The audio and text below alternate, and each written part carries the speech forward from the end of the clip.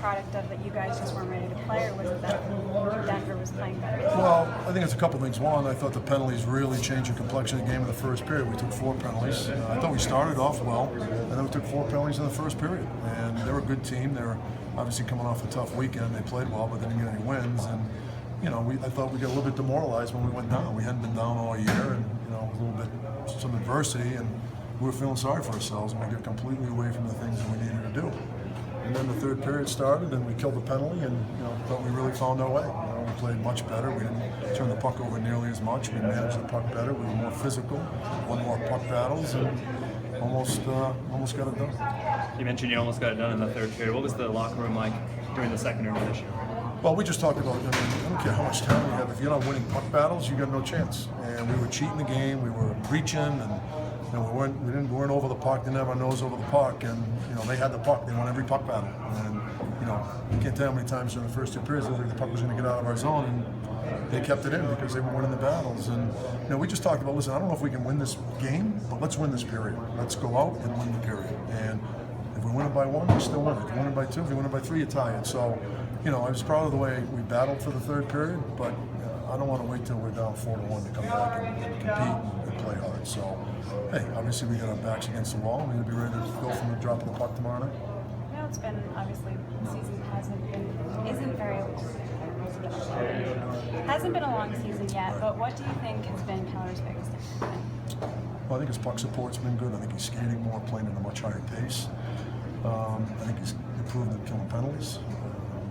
So we did a lot of good. His game's improving, and he's such a competitive kid. He works hard. He wants to be a great player.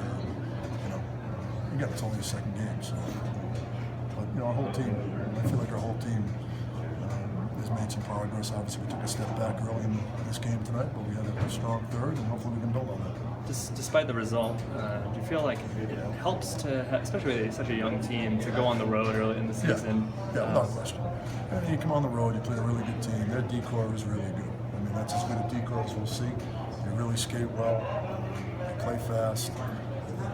But again, you can't generate offense with 11 shots after 2 periods. But again, we killed 6 penalties. 40 minutes, we killed 12. We were 12 and we were short-handed. So we've got to make sure we stay in the box. That's our first point of contention tomorrow night.